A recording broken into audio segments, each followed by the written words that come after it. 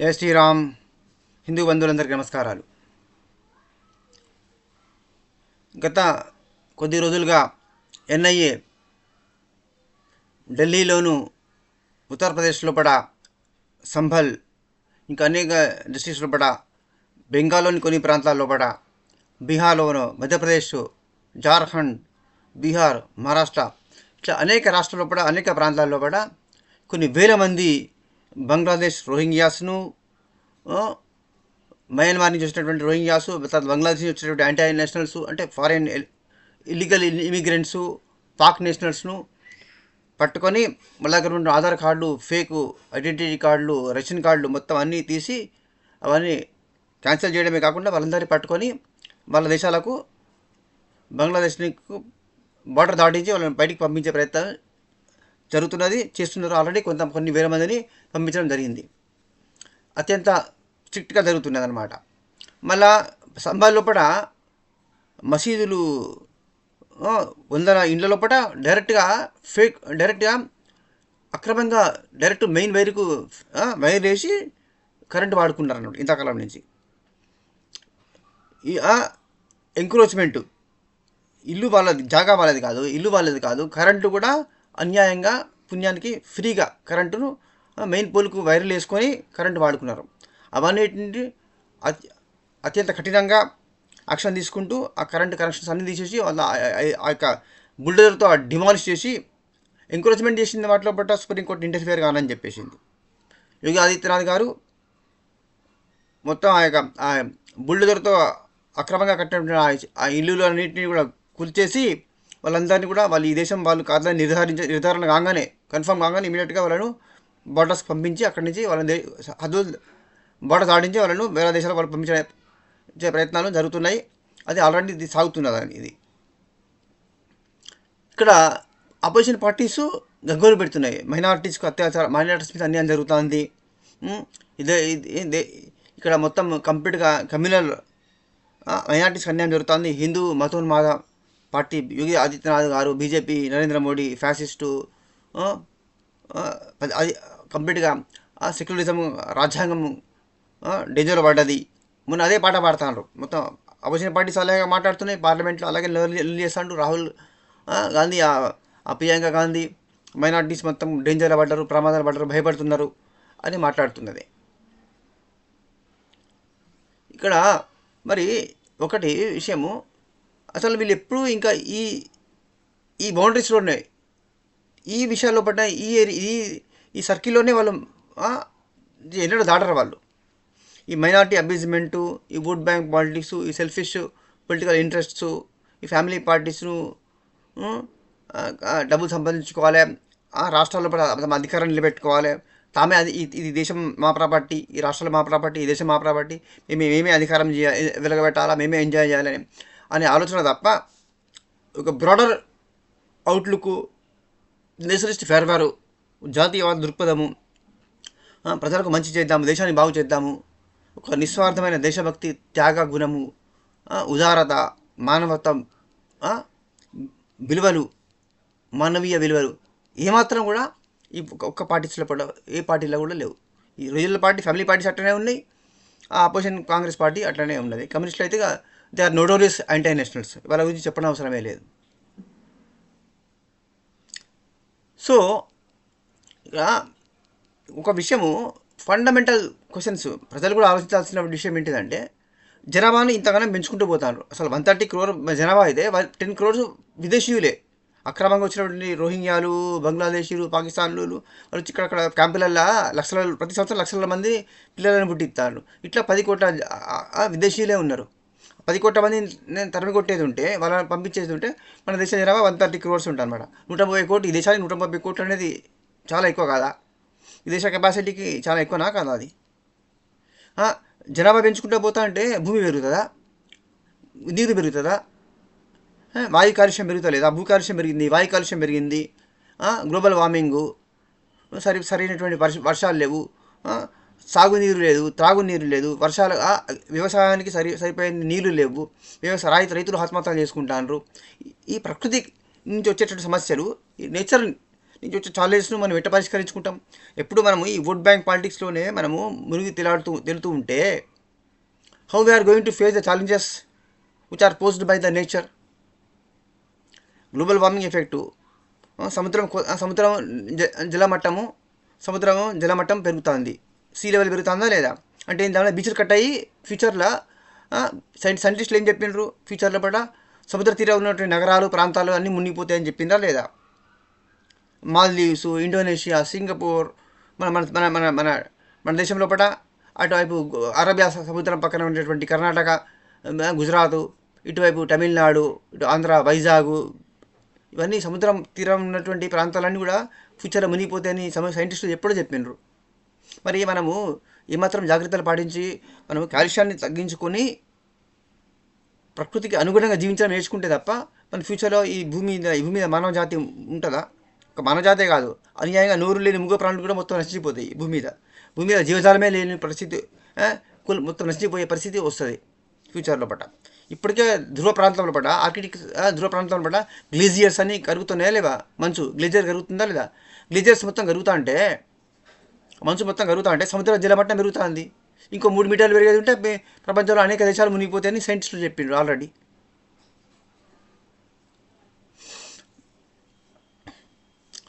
ఇటు ఇటు ఇటు తగినంత వాటర్ లేదు, అగ్రికల్చర్కే సరిపోయేంత వాటర్ లేదు, తాగడానికి సరిపోయేంత వాటర్ లేదు. ఒకసారి కరువు వస్తుంది, ఒకసారి వరదలు వచ్చి కొట్టుకపోతుంది, లేకపోతే ఒకసారి అసలుగా వర్షమే పడదు. రైతులకు వ్యవసాయానికి సరిపోయే నీళ్లు ఉండే, మంచినీళ్ళు తాగడానికి మంచినీళ్ళు సరిపోయే నీళ్ళు ఉండే, శుభ్రమైన వాటరే లేదు. రోగాలు పెరుగుతూనే ఉన్నాయి ప్రతి సంవత్సరం. ప్రమాదమైన పెద్ద జబ్బులు వస్తాయి. మందులతో రోగులు హాస్పిటల్లో పోతే రోగాలు తగ్గుతలేవు, ఎక్స్పెండిచర్ పెరుగుతుంది. ఇంకా ఫార్ మోర్ ఇంపార్టెంట్ ఏంటిదంటే, shameless opposition parties all the time they keep talking about inflation, they keep talking about unemployment. Inflation పెరుగుతుంది, అది ధరలు అన్నీ పెరుగుతున్నాయి, అన్ని నిత్యావసర వస్తువులు అధిక ధరలు పెరుగుతాయి. పెట్రోల్ పెరిగింది, డీజిల్ పెరిగింది, గ్యాస్ పెరిగింది, కూరగాయల రేట్లు పెరిగినాయి, బియ్యము గోధుమల పిండి రేట్లు పెరిగినాయి, పప్పుల రేట్లు, ఆయిల్ రేట్లు పెరిగినాయి, అన్నీ మొరుతుకుంటున్నారు. జనాభా పెరుగుతుంటే మరి రేట్లు పెరిగాయా? జనాభా పెరగగానే నీకు ఆకాశం నుంచి బియ్యము గోధుమలు పని రాలుతాయా? కూరగాయల ఆకాశం వర్షం కురుస్తాయా? ఏమైనా కూరగాయల వర్షం కురుస్తుందా? బియ్యం వర్షం కురుస్తుందా?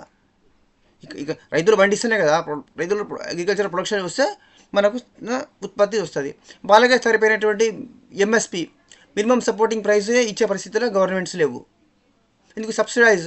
ఇట్లా ప్రజలకు సబ్సిడీస్తో ఫ్రీగా బియ్యం ఇవ్వాలి, రూపాయికి బియ్యం ఇవ్వాలి, ఫ్రీగా బియ్యం ఇవ్వాలి, రూపాయికి గోధుమ ఇవ్వాలి, రైతులకు న్యాయమైన ధరని ఇవ్వాలి. ఇక్కడి నుంచి వస్తే గవర్నమెంట్కు ప్రింటింగ్ రోజు లక్షల కోట్ల డబ్బులు ప్రింటింగ్ చేయన్నా చేసేది ఉంటే అది అది ఆ కంట్రీ దివాలా తీస్తుంది కదా. సింపుల్ ఎకనామిక్స్, అర్థశాస్త్రము, ఫండమెంటల్స్ నాలెడ్జ్ ఉన్నోడు ఎవడు కూడా కరెన్సీని ప్రింట్ చేస్తే సమస్య పరిష్కారం అయితే అన్న ఆర్థికవేత్త ఈ ప్రపంచంలో ఎవడు లేడు. That is not the solution. It is not solution. In fact, that would push the country into bankruptcy. The country will become bankrupt if at all you go on printing currency. See Pakistan, see Bangladesh, and Greece, Europe, Greece, Sri Lanka. What happened? Algeria, Somalia, Ethiopia, అట్లా నాశనం అయిపోతాయి అలాగే చేసేది ఉంటే. There has to be a check on the currency printing.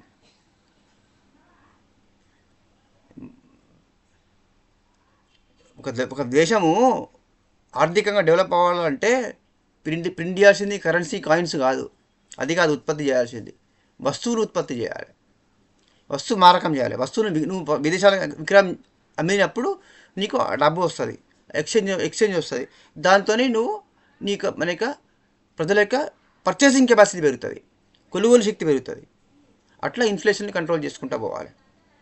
ప్రజల యొక్క కొనుగోలు శక్తి పెరగకుంటే economic యాక్టివిటీని మార్కెట్లో ప్రజల దగ్గర డబ్బులు ఉంటే మార్కెట్లో ఉన్న వస్తువులు కొంటారు. డబ్బులే లేవనుకో ఏం కొన్నాడు కూడా పడేది బిజినెస్ మొత్తం ఆగిపోతుంది. బిజినెస్ ఆగిపోతే ఏమవుతుంది? ప్రొడక్షన్ ఆగిపోతుంది, కంపెనీకి మ్యానుఫ్యాక్చరింగ్ అయిపోతుంది. వాళ్ళ మీద ఉన్న ఉద్యోగులకు జాబులకు జీతాలు, పని ఉండదు, జీతాలు ఇవ్వలేడు. అప్పుడు ఏమవుతుంది? దేశం దరిద్రమై నాశనం అయిపోతుంది. It is just like A chain reaction, cumulative effect అంటారు దీన్ని, చైన్ రియాక్షన్ లాగా. మరి అన్ఎంప్లాయ్మెంటు తగ్గాలి, పని లేదు, చదువుకున్న పిల్లలకు ఉద్యోగాలు లేవని హౌ రాస్కల్స్ అపోజిషన్ పార్టీస్ వాళ్ళు సిగ్గు లేకుండా అంటున్నారు. 60 ఏళ్ళు వాళ్ళే కదా పరిపాలన చేసి రూల్ చేసింది దేశాన్ని. మరి ఏం చేసినారు మీరు? మీరు ఏ విధంగా డెవలప్ చేసినారు దేశాన్ని? పారిశ్రామికంగా వ్యవసాయం కానీ, వ్యవసాయ రంగాన్ని, పారిశ్రామిక రంగాన్ని, కన్జ్యూమర్ రంగాన్ని కానీ, సర్వీస్ సెక్టార్ని కానీ, ఏ సెక్టార్ మీరు డెవలప్ చేసినారు మీరు? పారిశ్రామిక ప్రపంచమంతా పారిశ్రామిక ముందుకు పోతా అంటే మీరు దేశాన్ని దరిద్రంలో పెట్టినారు మీరు మీ యొక్క తప్పుడు ఆర్థిక విధానాల ద్వారా. It is very very important for any government, for any country, for any government పాపులేషన్ని కంట్రోల్ చేయాలి. First compulsory mandatory family planning అంటే మ్యాండేటరీ చేయాలి. ఈ దేశం ఎంత ఉన్నది, ఈ దేశంకి భూవైశాల్యం ఎంత ఉన్నది, మనకు ఎంత భూవైశాల్యం ఉన్నది, మనకు ఎంత అడవులు ఉన్నాయి, అడవులు తగ్గిపోయినాయి. మనకు 40% అడవులు ఉండాలి, అసలు మనకు 20% కూడా లేవు మన ఇండియా మొత్తంలో. బట్ కొన్ని రాష్ట్రాల్లో పడితే 15-13% కన్నా తగ్గిపోయినాయి ఫారెస్ట్. అడవులు తగ్గిపోయేది ఉంటే కాలుష్యం పెరుగుతుందా పెరగదా? పక్షులు లేవు, పురుగులు లేవు, పక్షులు లేవు, జంతువులు లేవు, అవన్నీ వైల్డ్ లైఫ్ మొత్తం నశించిపోతుంది. అవన్నీ పోయినప్పుడు మనుషులు కేవలం భూమి మీద మనుషులే ఉండేది ఉంటే పొల్యూషన్ పెరిగి దేశం ప్రళయాలతో నశించిపోదా? నేచర్ ప్రకృతి ప్రళయాలు రావా? అడవులు పెంచుకోవాలి, చెట్లు పెరగాలి. చెట్లు పెరిగేది ఉంటే ఉష్ణోగ్రత భూమి యొక్క ఉపరితల ఉష్ణోగ్రత గ్లోబల్ భూమి యొక్క టెంపరేచర్ తగ్గుతుంది, కంట్రోల్లో ఉంటుంది. అప్పుడు ఉష్ణోగ్రత టెంపరేచర్స్ కంట్రోల్లో ఉండేది ఉంటే మనకు సకాలంలో వర్షాలు పడతాయి, మనకు తగినంత వాటర్ వస్తుంది, వర్షం వస్తుంది, భూగర్భ జలాలు పెరుగుతాయి, వ్యవసాయానికి తాగడానికి మనకు బతకడానికి తగినంత నీళ్లు వస్తాయి. ప్రకృతిని కాపాడుకోకుండా ప్రకృతిని డ్యామేజ్ చేసుకుంటూ పోయి అడ్డగోలుగా కంట్రోల్నే లేకుండా జనాభా పెంచుకుంటూ పోయేది ఉంటే ఇది ఒక ఎకనామిక్ ప్రాబ్లమేనా? ఇది జనాభా పెరిగితే కేవలం ఎకనామిక్ ప్రాబ్లం ఒకటే ఉంటుందా? నేచర్ ఛాలెంజ్ చేసే సంగతి ఏంటిది? వర్షం గురించి ఏంటిది? నీళ్ళ గురించి ఎట్లా సమస్య? మంచి ఆక్సిజన్ లేదు, పొల్యూషన్, కలుషితమైన వాయువు ఢిల్లీ లోపల, బాంబే లోపల, హైదరాబాద్ లోపల ఎంత పొగ ఉన్నది. మంచి శుభ్రమైన గాలి ఉన్నదా? శుభ్రమైన గాలి లేకపోతే ఫ్యూచర్లో మనం ఎట్లా బతుకుతాము? ఇప్పటికే లంగ్స్ రోగాలు వచ్చినాయి, ఆస్తమా, లంగ్స్ రోగాలు, గుండె జబ్బులు, ఊపిరితిత్తుల రోగాలు, కిడ్నీ ప్రాబ్లమ్స్, అన్ని రోగాలు ఎందుకు? కాలుష్యం వల్ల కాదా పెరుగుతున్నది? ఇప్పుడే భూమి యొక్క సారం కోల్పోయింది. Soil has lost its quality. Soil quality మొత్తం పోయి అది స్లోలీ ఒక్కొక్క రాష్ట్రం లోపల వేల ఎకరాల పొలం భూములు, agriculture lands are turning into deserts. ఎడారి భూములుగా మారిపోతున్నాయి. మన దేశంలో కూడా రోజుకు ఎంతగానో ఎడారులు పెరుగుతున్నాయి తెలుసా? ప్రజలకు ఏమైనా ఆలోచన ఉన్నదా?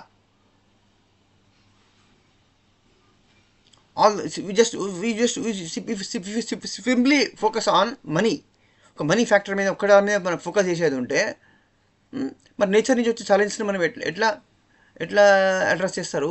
ఫ్యూచర్ ఎట్లా ప్రాబ్లమ్ సాల్వ్ అవుతుంది? ఇప్పుడు ప్రజలకు సరైన అవగాహన లేనప్పుడు గవర్నమెంట్స్ ఏం చేస్తుంది? వాళ్ళు మ్యానిపులేట్ చేస్తారు. వాళ్ళు ప్రజల యొక్క మూర్ఖత్వాన్ని అడ్వాంటేజ్ తీసుకొని వాళ్ళు ఓట్ బ్యాంక్ పాలిటిక్స్ చేస్తారు. అదే జరుగుతుంది ఇంతకాలం నుంచి. Did they ever talk about even this present government, did they ever talk about the natural disasters, ప్రకృతి ప్రళయాలు, రాబోయే ప్రకృతి నుంచి వచ్చే డేంజర్సు, వర్షాభావము, కరువులు, కాటకాలు, గ్లోబల్ వార్మింగు, సునామీలు, భూ ఉష్ణోగ్రత పెరగడము, వర్షాలు సరిగ్గా పడకపోవడము, ఇవన్నీ ప్రకృతి సమస్యల గురించి ఎప్పుడైనా మన ప్రధానమంత్రి మాట్లాడగా విన్నారా మీరు? మాట్లాడాడు. ఎందుకు మాట్లాడతాడు? మీకే ప్రజలకు సోయి లేనప్పుడు, ప్రజలకు పట్టించుకున్నప్పుడు రాజకీయ నాయకులు ఎందుకు మాట్లాడతారండి? ప్రజలకు ఉండాలి, ఫస్ట్ మాకు ఉండాలి. ఇది మా దేశము, మీకు దేశభక్తి లేకపోయినా పర్వాలేదు, మీ చచ్చినాక మీ పిల్లగాళ్ళు, వాళ్ళ మనవరాలు అయితే ఉంటారు కదా, మరి వాళ్ళందరూ మంచిగా బతకాలంటే ఈ దేశం భూమి మీద ప్రకృతి వాతావరణం బాగుండాలా లేదా? క్లైమేట్ బాగుండాలి, అట్మాస్ఫియర్ బాగుండాలా లేదా? దానికోసం మనం ఏం చేయాలి?